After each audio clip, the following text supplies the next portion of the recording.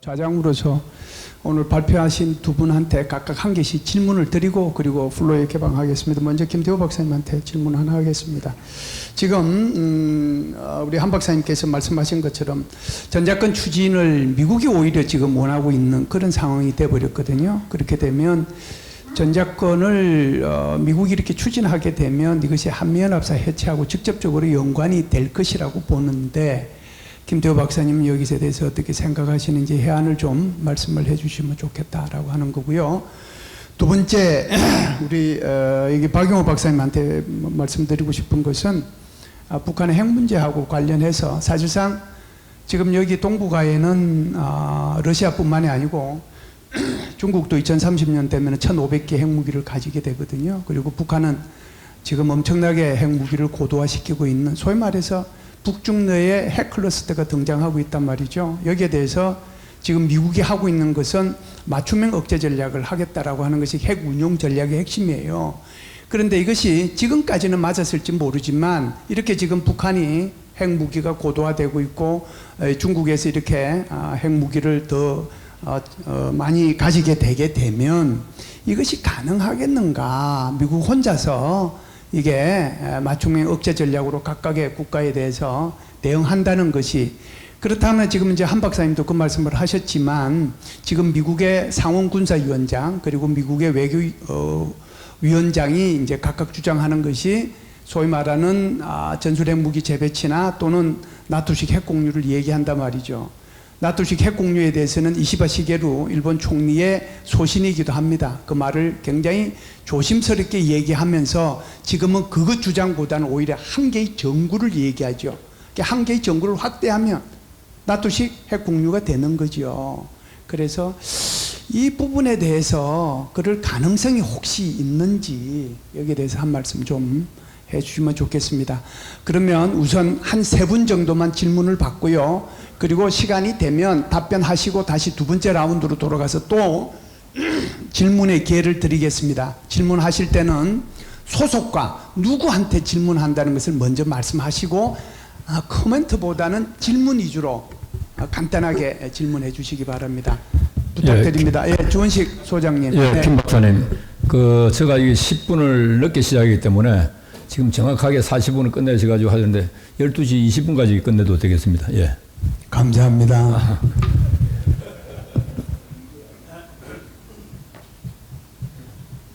위로 올리세요. 마이크.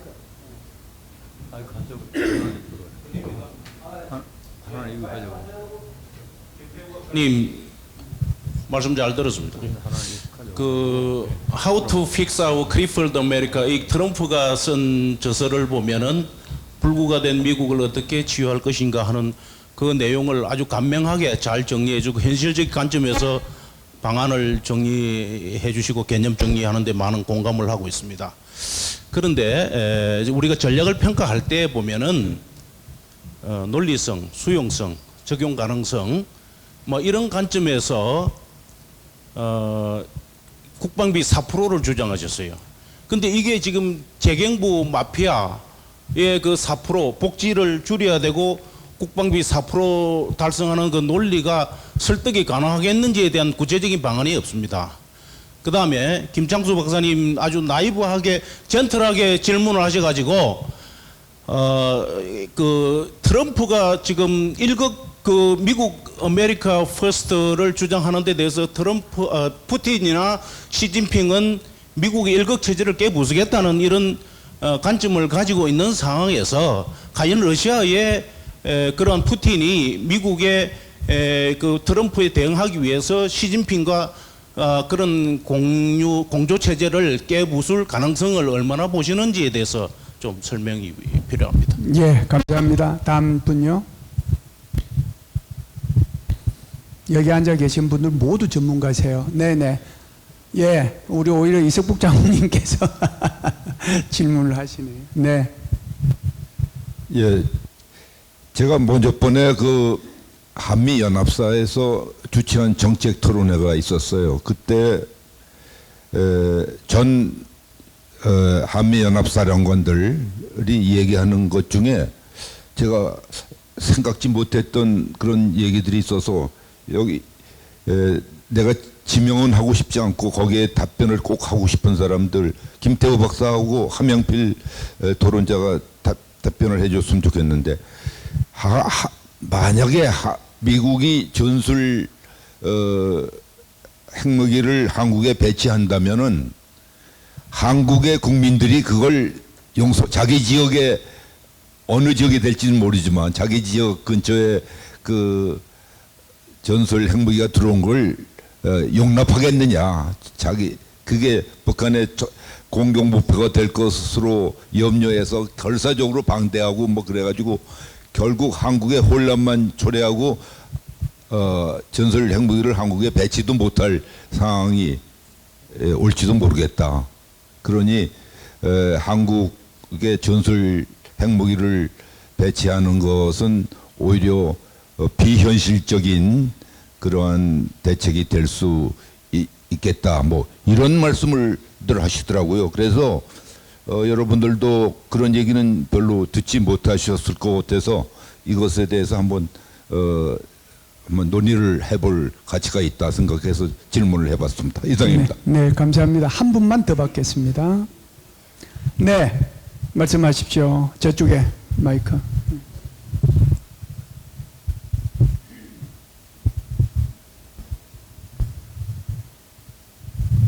한미안보연구회라고 얘기해도 되겠습니까? 한미안보연구회 강량입니다. 지금 뭐 집에서 놀고 있으니까 김태호 박사님 선배님께 하나 지금 궁금한 게 지금 미국 그 셰일가스 지금 어떻게 돼가는가 묻고 싶어요. 왜냐하면 제가 이제 현역일 때 박근혜 정부 마지막 이제 난리 나기 전에 올린 보고서가 그러니까 지금 이제 저는 이제 트럼프가 뭐 광인이든 뭐 스트롱맨이든 간에 그건 it doesn't matter. 그레이트 전략이 에너지의 패권을 완전히 장악하겠다고 지금 나서는 것 같거든요. 그래서 그의 연장선에서 제가 이제 올린 보고서가 소위 그 셰일 가스를 인용해 가지고 일본은 지진 때문에 이게 저기 핵무장을 하다든가 뭐 여러 가지 제안들이 와서 이제 논란이 많이 일어나고 있는데 우리가 그런 소리를 안 하더라도 이 콜비 팀의 아이디어가 반영이 될 수 있는 상황이 온다면은 앞서 김 박사님이 말씀하신 것처럼 우리가 이제 확장 억제력 그 NCG로 제도화되는 그런 것을 좀 더 구체화하고 또 그 다음 단계로 가는 그런 평상시에는 그런 플래닝을 할 수 있습니다만은 어떤 상황이 벌어지면 그것이 심각하게 급속도로 진행될 수 있잖아요. 적어도 콜비 팀이 그런 아이디어가 우리가 어떤 정부가 들어서면 상관없이 한국 정부가 북핵에 대한 대응을 국내에서 논란거리 좀 죽이면서 받아들일 수 있는 상황을 우리가 활용할 수 있다라는 생각이 들고 그런 점에서 우리가 만약에 그 상황에 대해서 지금 러시아와 북한이 가까웠기 때문에 뭐 일부 언론에서는 뭐 시진핑이 북한을 갖다가 뭐 어떻게 뭐 처치하는데 같이 정상회담 했던 그 좌편도 없앴다라고 이렇게 가십성 기사들이 많은데 중국 입장에서 북한은 아주 굉장히 복합적인 전략적 좌산입니다. 그래서 북한 입장에서도 마찬가지고 따라서 그 상황이 발생한 것에 대해서 우리는 충분한 대비를 해야 된다라는 생각이 들고 협상과 관련해서 대안 현재 미국이 역시 콜비 팀의 아이디어인 것 같은데 미국이 가장 당면하게 북한 핵 미사일 능력이 도달하지 못하도록 막고 싶어하는 게 미국 본토를 타격할 수 있는 세컨드 스트라이크까지 하네요. 그것을 막고자 하는 것인데 적어도 그것을 막고자 하는 만약에 어떤 상황이 발생해서 김정은이나 트럼프가 같이 협상을 하겠다라고 한다면은 미국 입장에서는 북한이 핵 미사일 수준 판단 결과 그것 상황을 막아야 되겠다고 한다면 그 아이디어를 갖고 나올 상황은 있을 수 있다라고 생각을 합니다. 그런데 그렇지 않고 우리가 흔히 얘기했을 때 뭐 명사심리 원산 거기에 경제적으로 개발할 가능성이 있다. 트럼프가 나왔던 거 북한 지금 싱크도 안 합니다. 그리고 트럼프는 그냥 아이디어를 갖고 나왔던 것이지 그것이 북한에게 북한이 핵을 또는 미사일을 양보하면서 그것을 받아들이냐 전혀 북한은 생각하고 있지 않다라는 얘기고 북한의 입장에서는 지금 세 번째 질문과도 연결되는데 러시아와 북한의 관계가 저 냉전 이후 가장 최정점에 올라 있다라고 제가 그래서 평가를 했는데 중국이 다소 우려를 하고 있죠. 그렇지만은 북한의 경우 아버지 때, 할아버지 때부터 앞서 그 한 박사님께서도 말씀하신 그 러시아와 중국과의 관계를 잘 활용하는 북한 나름대로의 경험이 노하우가 또 있습니다.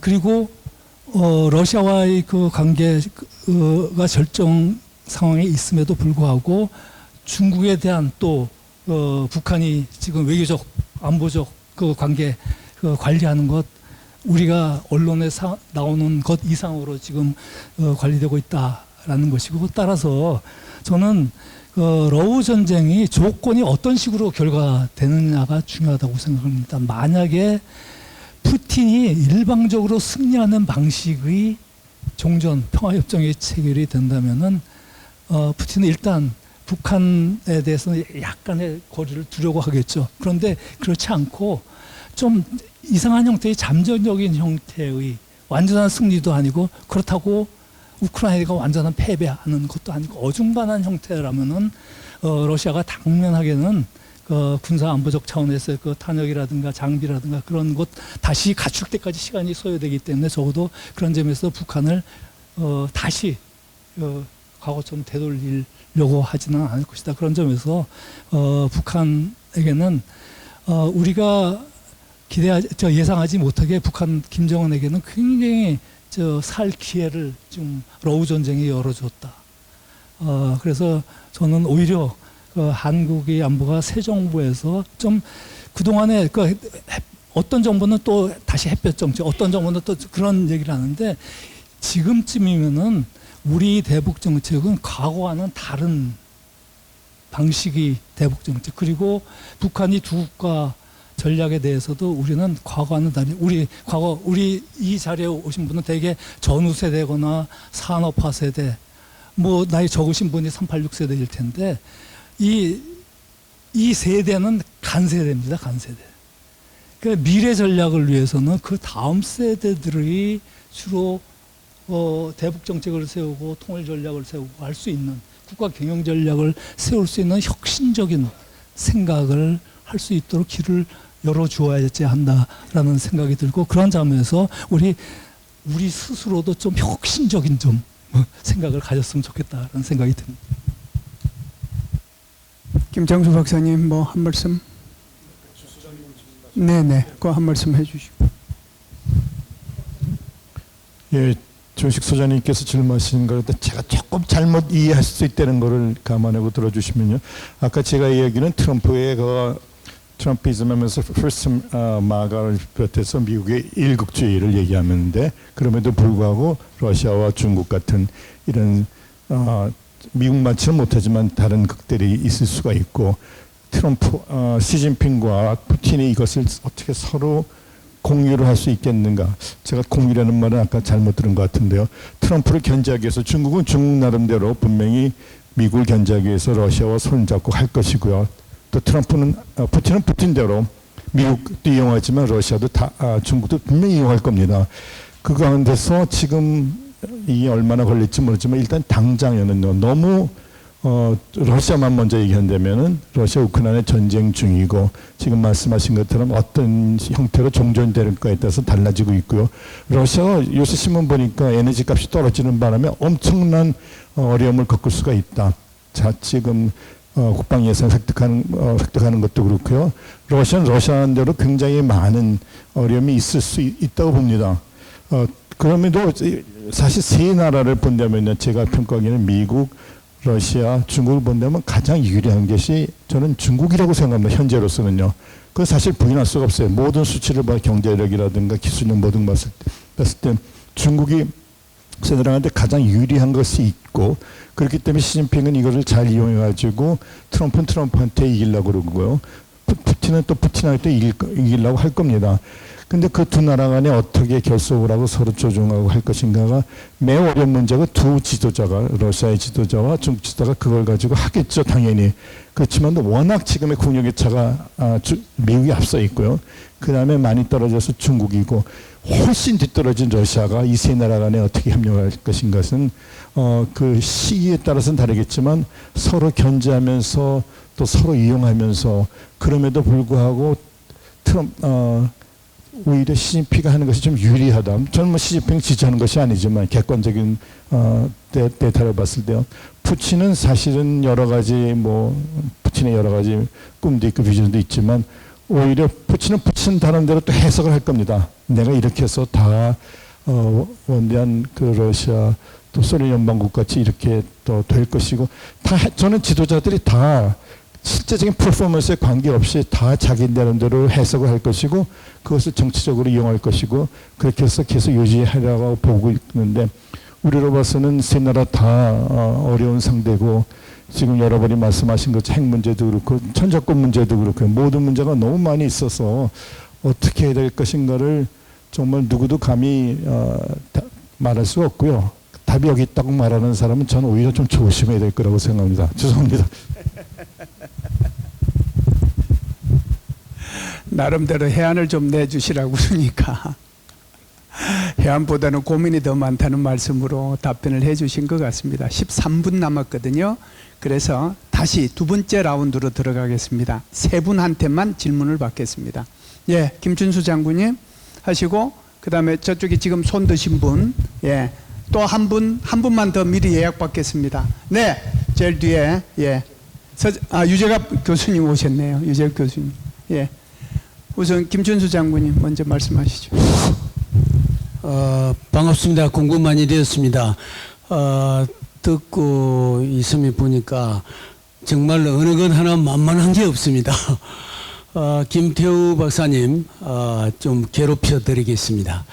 이 트럼프 시대에 관련해가지고 여러 주제들이 참 소중합니다. 근데, 이 핵 문제에 관련해서 배치를 하거나 재무장을 하거나 간에 현재 이 지구촌에 어느 나라도 이렇게 공개적으로 토의를 하고 해서 한 이런 나라는 제가 보니까 전문가는 아닌데 많은 토의를 하다가 그런 나라는 하나도 없습니다. 그래서 오히려 이런 문제에 관련해서 극비리에 좀 TF라든가 이런 시작할 때도 그렇지 않습니까? 오클라호마도 그렇게 해가지고 나중에 NPT 관련해서 이렇게 하면 또 발각되면 어떻게 할 건가? 우리 군사 작전을 수립할 적에도 감수할 수 있는 리스크를 하듯이 리스크도 좀 만들어 놓고 김열수 박사님 그렇게 해놓고 정말로 극비리 이렇게 해가지고 해야 뭘 하지. 그때 다 만들어 놓고 트럼프도 어떻게 할 겁니까? 그때 좀 물러내라 하면 조금 내주고 이렇게 합니다. 그 문제에 대해서 좀 궁금해서 질문을 드렸습니다. 감사합니다. 예, 두 번째 아까 손 드신 분, 네. 성명 말씀해 주시고. 김관우 박사님, 네. 차세대 연구원의 김건호입니다. 오늘 저는 이 트럼프 2.0 시대의 한반도 안보를 들으면서 제가 갖고 있는 시각하고 너무나 다르다 하는 것을 좀 느낍니다. 저는 주한미군 기지 이전 사업의 CFI 팀장을 하고 저는 군생활을 통신장교 입장에서 봤을 때 실무자 입장에서 보는 거하고 지금 오늘 나와서 말씀하는 내용하고는 너무나 차이가 많다는 것을 느꼈습니다. 만약 미국이 우리가 요구하는 걸 다 들어줬을 때 대한민국은 그걸 제대로 받을 준비가 되어 있는가? 저는 그런 문제를 먼저 질문드리고 싶습니다. 제가 볼 때마다 지금 우리나라의 삼축 체계라든지 모든 걸 봤을 때 제가 계속해서 이렇게 군생활을 떠났어도 여기 참석하는 이유는 실질적으로 들어가 봤을 때 준비된 게 너무 없다는 것입니다. 그것에 대해서는 아무도 얘기 안 합니다. 그래서 제가 오늘 질문을 드립니다. 여기 계신 분들 오늘 발표하신 분 또 여기 토론하신 분들한테 또 모든 분들한테 질문한 게 만약 여러분들이 지금 트럼프 2.0 시대의 한반도 안보를 위해서 모든 권한을 줬을 때 내가 이거를 딱 하나만 하겠다. 그 한 가지씩만 말씀해 주시면 좋겠습니다. 이상입니다. 예, 감사합니다. 유재갑 교수님. 예, 한미안보연구회 유재갑입니다. 저는 지금 저 자장이신 김열수 박사한테 질문 바로 합니다. 김태호 박사 그 발표문 앞부분에 인용된 부분이 하나 있어요. 풋노트로 인용된 부분이 있는데 그게 트럼프의 세계관 이래놓고 마지막 단어에 신제국주의적 인식 이렇게 돼 있어요. 요게 트럼프가 생각하는 제국주의는 무엇이고 신자가 붙은 건 무엇을 의미하는지 미국의 역사상 제국주의 해본 적이 없어요. 제국주의에 대항해서 대항정책을 취해왔지. 그러니까 내가 저 본문 안 읽어봐서 모르겠거든. 그러니까 그걸 조금 용어만 해설해 주십시오. 이것입니다. 예.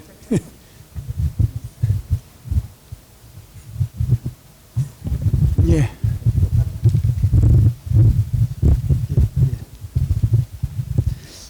예, 핵 관련 공개 토론 그 말씀이 맞습니다. 사실은 핵 토론은 핵 문제는 그 위에서 철학을 가지고 그냥 탑다운으로 밀고 가는 게 맞습니다. 근데 대한민국은 특수합니다. 그 드골이나 벵구리온, 박정희 같은 대통령이 등장할 체제가 아닙니다. 우리 정치 체제는. 참 그런 문제가 있고 그다음에 정치적으로 이념적으로 워낙 분열이 심하고 다툼이 심해서요. 국민적 합의가 이루어지지 않은 상태에서 뭘 내놨다가 난리가 나죠. 그러니까 불가피하게 국민 차원에서 논의가 있을 수밖에 없다. 저는 그렇게 보고 단 적어도 대선 후보급들 이상 올라가는 지도자들 입에서는 핵무장 얘기를 하면 안 됩니다. 제가 보기에는 그분들이 그렇게 얘기하면 미국의 주류와 등을 지게 되는 것이고요. 예, 굉장한 문제가 생깁니다. 그래서 핵무장 논의는 책임지지 않아도 되는 레벨에 있는 분들이 하시고 국민 사이에 핵무장 여론이 높은 것은 우리의 외교적 지렛대이므로 나쁘지 않다. 예, 그런 정도로 저는 정리를 하고 있습니다. 네. 김관호 박사님 말씀하신 미국이 준다면 다 받을 수 있느냐. 그래서 사실은 우리도 국방비 4%로 올려서 자각 능력을 키워야 된다는 제 말씀이 사실 그런 뜻입니다. 예? 미국이 정보 끊고 위성 정보 안 주고 다 안 줘도 우리 혼자 할 수 있는 능력을 키워야 된다 그런 얘기인데 이거는 우리 국방개혁 차원에서 굉장히 하루 밤낮을 놓고 얘기를 해야 될 것 같습니다. 근데 저한테 한 가지 찍으라 그러면 저는 핵 잠재력을 들겠습니다. 예. 국제 규범을 유지하는 선 안에서 미국과 합의 안에서 핵 잠재력을 키워나가겠다. 저 같으면 그렇게 얘기하겠습니다.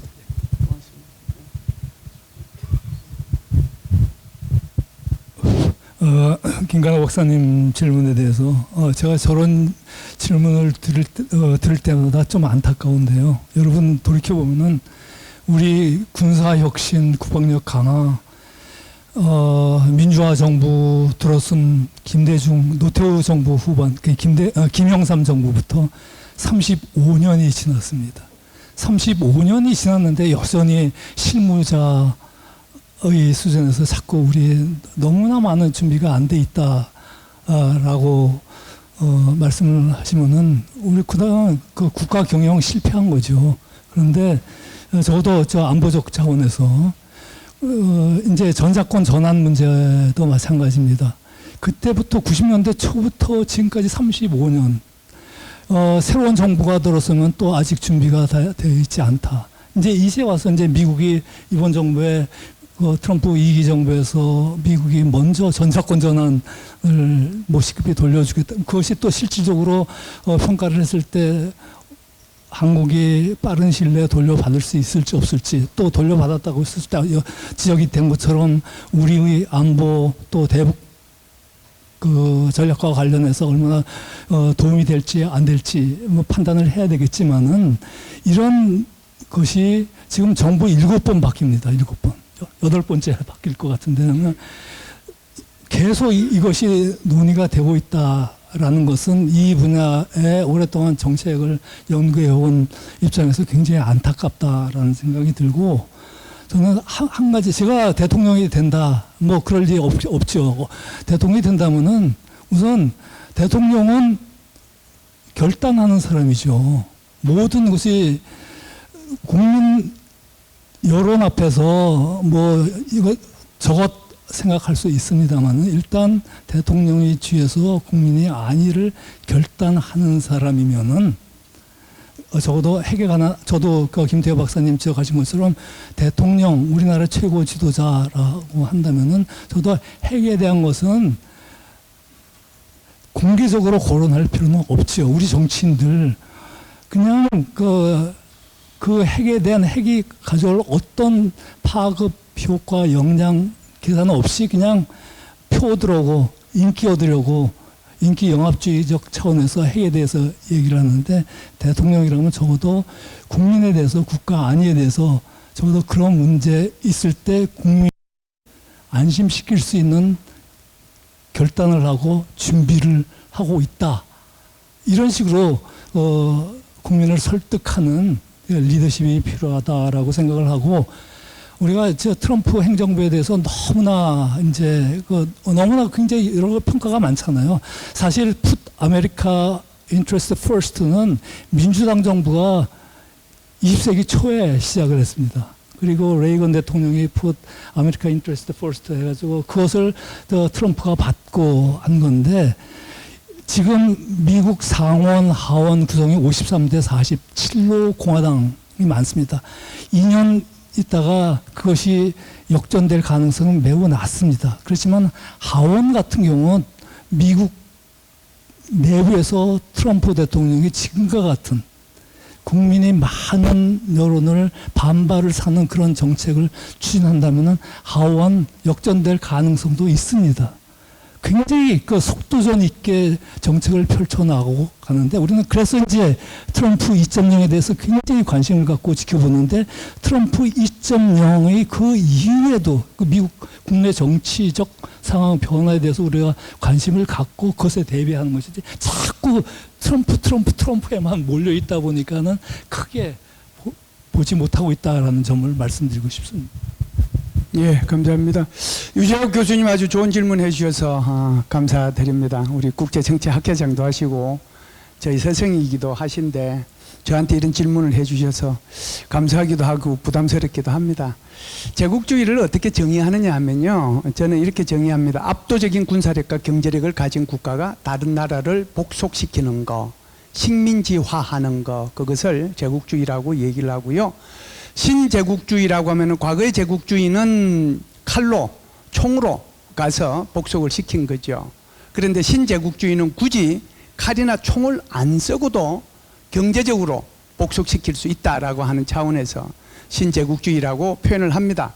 그런데 왜 미국은 제국주의라고 표현을 했느냐 이것 가지고 말씀을 하시는데요. 미국은 제국주의를 한 적이 없다라고 말씀을 하셨지만 1989년도에 미국은 스페인하고 미서전쟁을 하죠. 그래서 그 전쟁을 통해서 미국이 스페인이 가지고 있던 모든 식민지를 다 가져갑니다. 그냥 말씀을 드리면 쿠바도 가져가고 부에르토리코도 가져가고 우리 여기 아시아 쪽에서는 필리핀을 가져가죠. 이것이 미서전쟁의 결과로 미국이 제국주의 전쟁에 나서서 획득한 그런 전리품이라고 봅니다. 그렇다고 하면 지금은 왜 신제국주의라고 표현을 하느냐 하는 거죠. 근데 굳이 지금 트럼프 행정부가 들어서서 하고 있는 여러 가지 일들 중에서 굉장히 지금 욕심을 내고 있는 부분이 그린란드지 않습니까? 캐나다를 51번째 주로 가지고 왔으면 좋겠다라고 얘기하잖아요. 파나마 운하를 다시 반환받겠다고 얘기하지 않습니까? 물론 이것이 레토릭일 수 있습니다. 그런데 경제적으로도 가능하거든요. 굳이 필요하면 군사적으로도 군사력을 사용하는 것을 배제하지 않겠다라고 얘기를 했지만 그럴 가능성도 있거든요. 그래서 굳이 제가 제국주의와 신제국주의를 구분했다라고 말씀을 드립니다. 마무리하겠습니다. 사실상 세계 질서가 지금 변하고 있죠. 우리는 낯선 미국을 대하고 있어 미국 위주의 그런 국제정치 질서도 있고 그런 이런 질서 속에서 각 나라들은 각자 도생의 그런 질서 속에서 이렇게 살아갈 수밖에 없는데 뭐 한국도 5천년 역사에 유구한 그런 역사를 갖고 있으니까 영민하게 좀 대처할 필요가 있지 않느냐 그런 생각을 합니다. 오늘 발표 및 토론회에서 여러분들이 많은 좀 답을 이렇게 찾았으면 좋겠다는 생각을 하는데 얼마나 많은 답을 찾았는지 저는 잘 모르겠습니다. 어찌됐든 비도 많이 오고 그래서 사실상 여기 좌석수도 좀 줄여야 되지 않느냐 10% 20%는 안 오실 거다고 그러는데 이 우천을 뚫고 여기 참석해 주신 여러분들에게 진심으로 감사드립니다. 그리고 발표 및 토론을 이렇게 잘 준비해 주신 발표자와 토론자분들한테 감사드리면서 한국군사문제연구원과 참여연의 공동세미나 마치도록 하겠습니다. 감사합니다.